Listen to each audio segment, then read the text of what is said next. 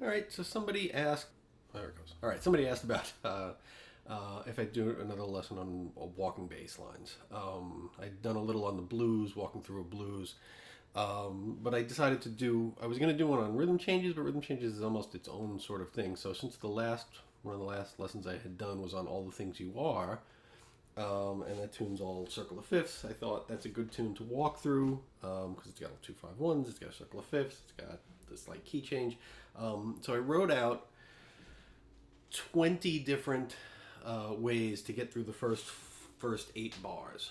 Um, a couple of tips. I put this up on Blackboard along with some tips for walking bass lines on the guitar.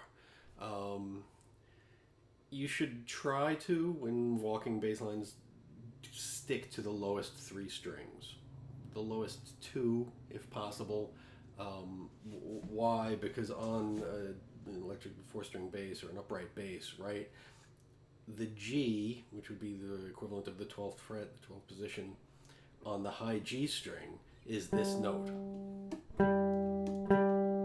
right? So this, anything above that, and you're in like the sort of nether regions of the actual bass range. So you generally want to be below that. There are times when you will go above that, just depending on the pattern. If you're doing a 1-5-1 pattern, but to stay in the bass range, you want it on the lowest 2, the lowest 3 strings.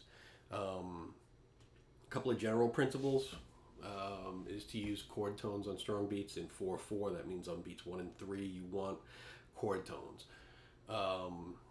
More often than not, on guitar, that means on beat 1 you're playing the root, because if otherwise, you see, a bassist has, and this is I'm reading from my notes, a bassist has more options in terms of making their lines melodically interesting because they have their whole register available to them, an octave below where we can get to.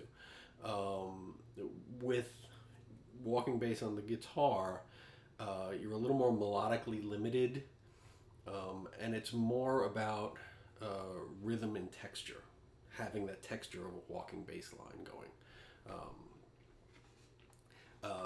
And if you play an inversion, if you land on the 3rd, or if you land on the 5th on the first beat of a measure, it may make the chord a little ambiguous. Whereas if you land on the root, it makes it a little clearer. It can get monotonous always landing on the root on the downbeat, so especially at the beginning of a phrase, you may want to make sure that you hit the root. Ways to get through is to just arpeggiate through the chords, right? You know.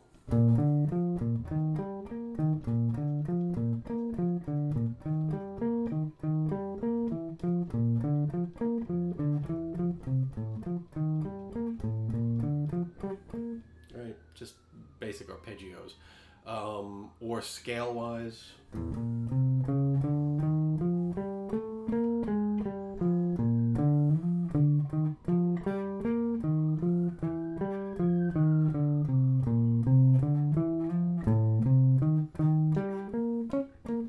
Combination, and then you can use approach tones, half step above, half step below a note.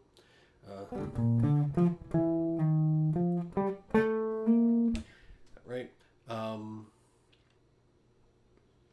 and don't be afraid to repeat notes.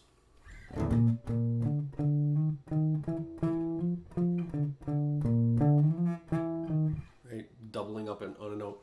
So I'll play through the examples. I have to move in closer so I can read it, and hopefully you can see this better. You can walk in 2, you can walk in 4. This is generally, I'm dealing in 4/4. In 3/4, the same rules apply, except you have 1 strong beat per measure. So the first beat, you usually want to hit a chord tone, generally the tonic of the chord. So I'll do a couple of different. So this is just the first 8 bars of All the Things You Are. 20 different ways. The first couple are in 2, so you're playing half notes instead of quarter notes. It's just 1/5.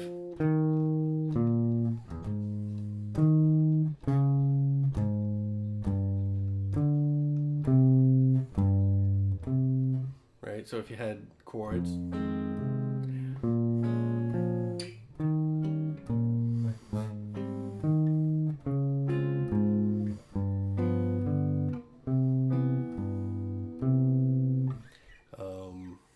now we'll do that same thing, but instead of just going 1-5, it'll be in 2, but it'll be sort of 1 and then a half step above the next root, right? So the chords are F minor 7, B flat minor 7, E flat 7, A flat major 7, D flat major 7, G 7, C major 7.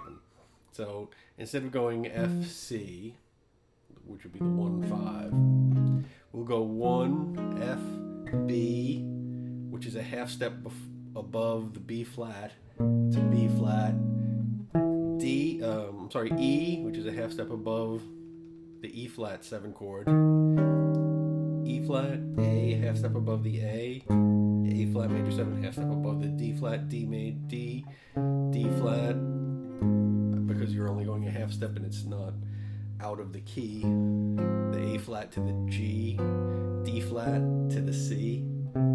So just the bass line.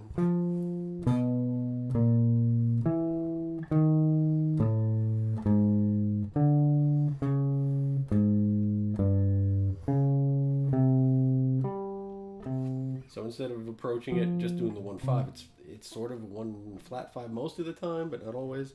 Depends on the chord change. But you can approach the chord, the tonic, or your target tone, your target chord tone on the strung beat from a half step above, or from a half step below, which is the next one. Again in 2.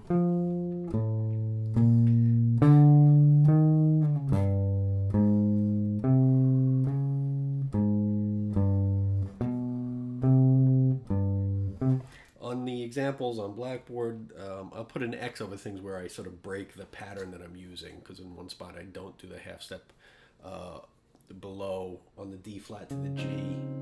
I went from the above because the half step below, I just didn't like the way that sounded. So then I'll go through the ones that are in 4. The first one is just a simple 1-3-5-1 arpeggio.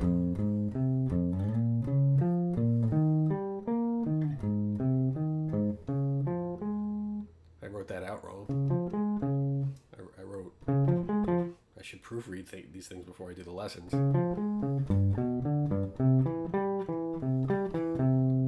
So again, 1-3-5-1 of F minor, 1-3-5-1 of B flat minor 7, 1-3-5-1 of E flat 7, 1-3-5-1 of A flat major 7, 1-3-5-1 of D flat, 1-3-5-1 of G 7, 1-3-5. I went because you have 2 measures of C, 1-3-5-3-1. You can do 1-5-3-1. It's just an arpeggio. You're arpeggiating, but instead of going up, you're just going 1 to the 5. 1-5-3-1, 1-5-3-1, 1-5-3-1, 1-5-3-1. Right.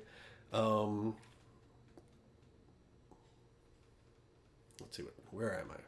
1-5-1-3-5. Then with a chromatic passing tone, right? So you're going from F minor to B flat minor. So F, A flat, C. So that's beat 3. On beat 1, you want a B flat. So you can just go chromatically.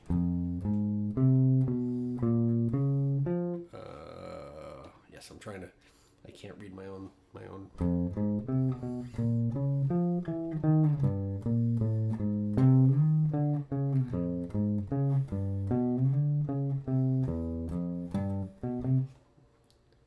I can't read my own.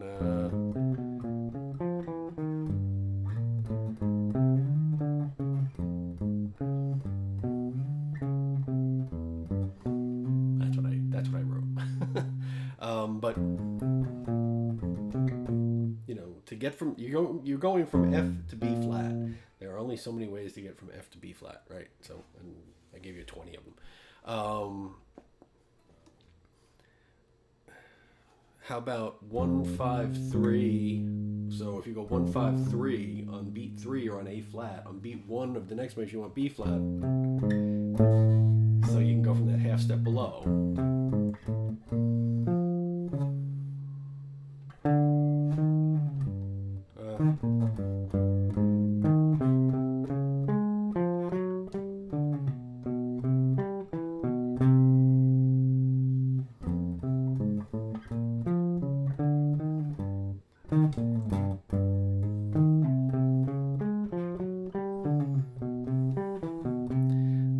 135 with a chromatic from below.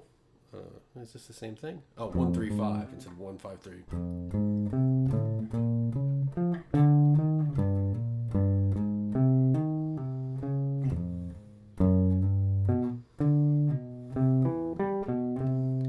I really need to get this music in a better place so that I'm not turning sideways all the time.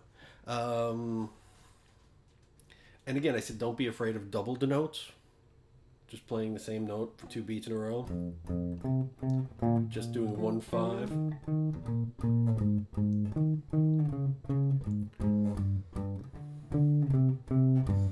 And you'll see every once in a while I sort of ghost a thing in there. It's almost to kind of mimic the splang-a-lang of a ride cymbal.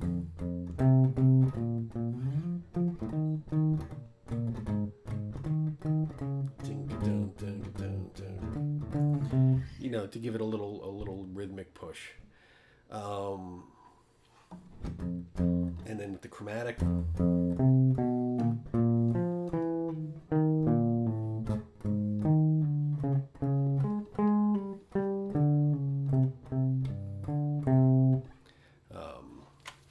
play through the rest of these. You get the idea. There's a million ways to get from one to the next.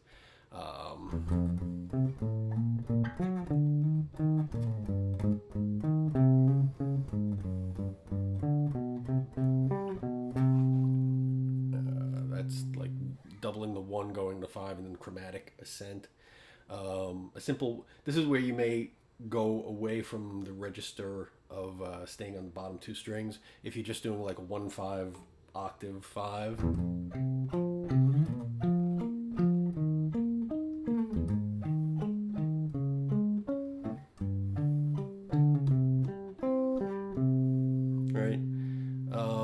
You can go, those are all sort of arpeggiating or 1-5 approaches. For more scale-wise, stepwise things, you can do, so this one's sort of like 1, 2, 3, 5, and then down. And scale-wise, 1, 2, 3, 5, scale-wise down. 1, 2, 3, 5, scale-wise down. Right, so it's 1, 2, 3. So you have the strong chord tone, a strong beat, chord tone on a strong beat, chord tone on a strong beat. You don't really have a chord tone on a strong beat there, but you can get by because it's a stepwise motion and it's more melodic.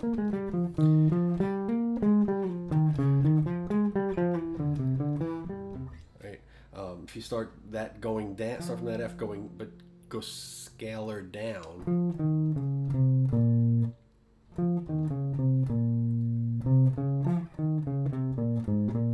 So you have scalar down now, and then 1, 2, 3, 5 going up, scalar down, 1, 2, 3, 5 going up, scalar down. You can do stepwise plus chromatics, right? So if you're going, so you're on beat 3, it's F, G, A flat, and you need to get to B flat on beat 1.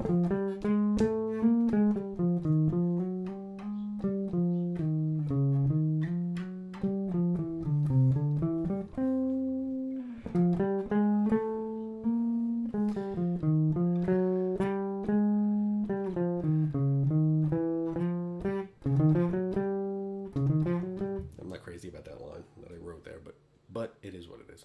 From the D flat, major 7, D flat, E flat, F sharp to the G.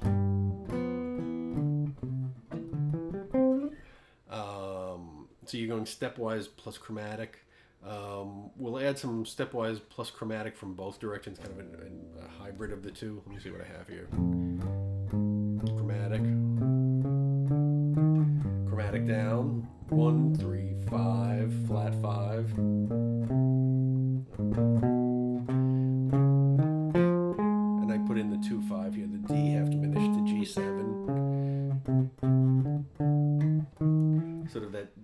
times if you have two measures on a major chord, you have them extended by going like C major 7, D minor 7, D sharp diminished, and either C with an E bass or an E minor 7. So I kind of did that in the bass notes.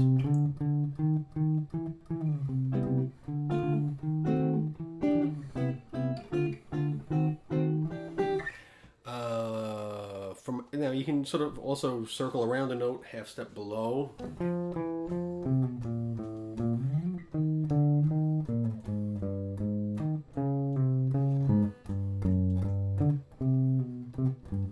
So the chord's really F minor 7, but I'm going F, E, F, B, A, B,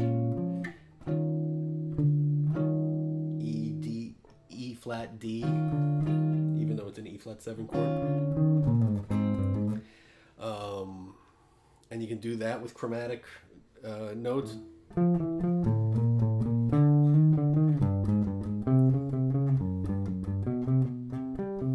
Or chromatic descending notes. And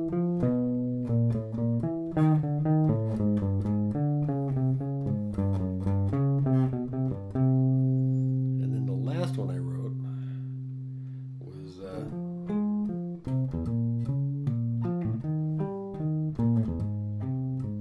1, 3, 1, 5. Kind of a variation on the arpeggio ones. So again, to hit the chord tone on the strong beat, you can approach it from a half step above, a half step below, it's arpeggiated into that, scale-wise into it. The approach tones, like I said, the half step above, half step below. And again, what you want to do a lot of times on guitar when you're walking bass, it's again it's about texture. It's to give the impression that there's walking bass happening. It's good to practice through tunes like this. It's a good way to get the tunes in your ear, the changes in your ear, getting from one chord to the next, through quarter notes, right?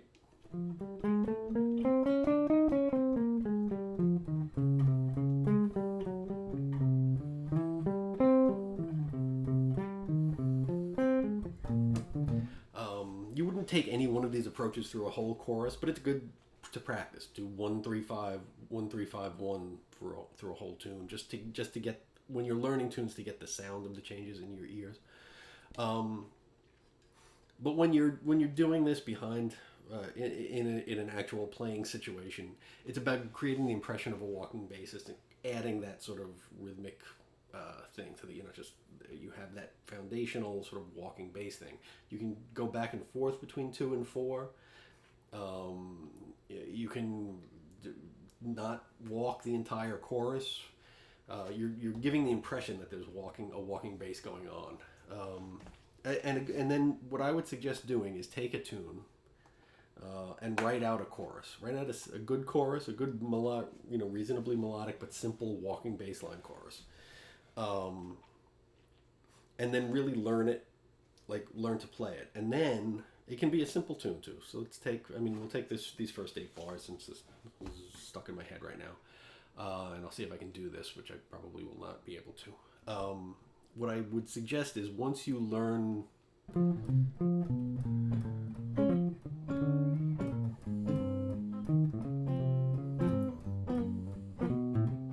right, so I'll kind of take that line.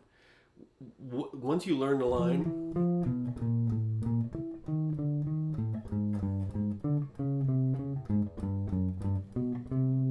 let's set a half step, then a half step above, half step above, root, half step above, half step below, root, right? That's all I'm doing. Then once you have that line, see if I can remember this, then start to place chords with it. And a good way to practice it is doing it sort of every 8th note of the measure. So right on 1,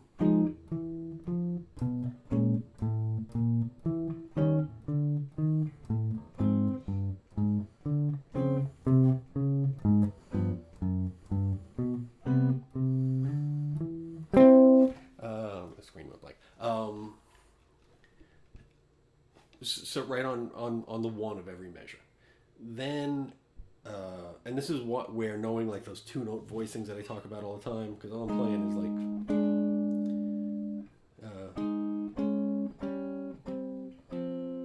very simple things, because again, it's about texture and creating a comping environment, not so much that you need to spell out big, huge chord voicings.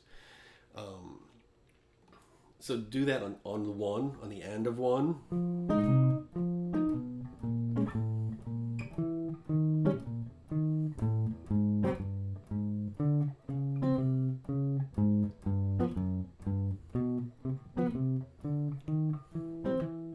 Try that one again.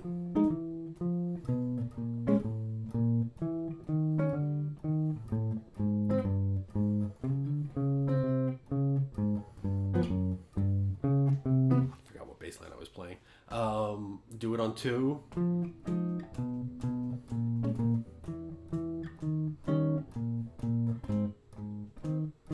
That's terrible. That bass line won't work if you're trying to play it on 2, because the 2, if you're doing that half step, so I'm doubling the first note.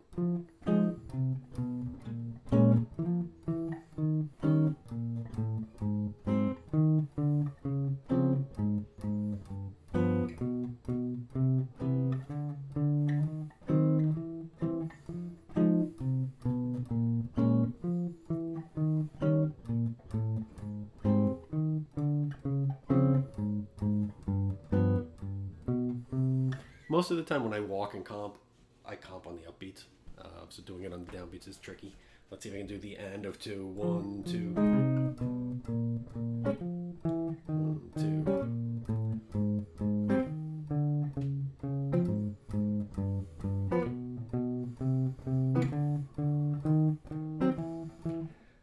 Let's see if I can do 3.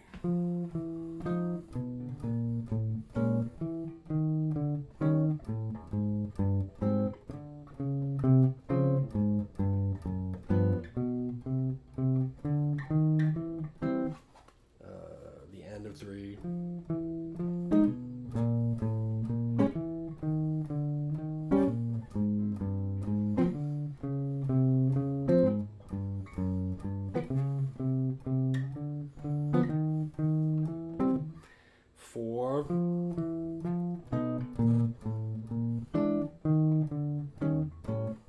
Now, what's weird about this one is that because the notes I'm playing are sort of chromatic, I'm playing all different chords. I'm really playing like B7 to B flat minor, to E7 to E flat 7, maybe A7 to A flat.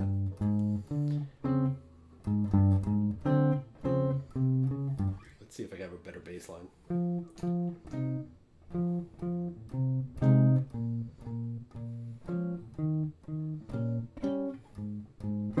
4 is a weird one. The end of 4 is.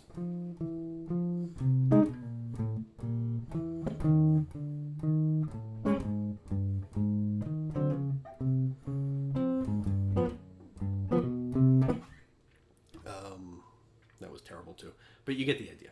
Doing that on every 8th note possible.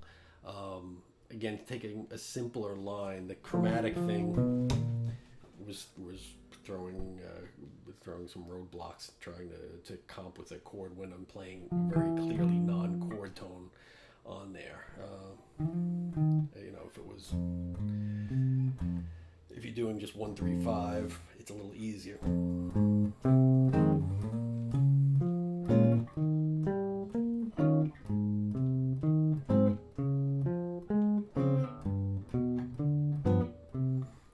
Comping on 4 it's funny because it kind of stops your momentum completely, and it defeats the purpose of doing the walking line and the comping. But it's a good exercise. You can tell I never played that. So anyway, this went on longer than I thought. I hope you get something out of that, and let me know if you guys have any questions. Stay safe.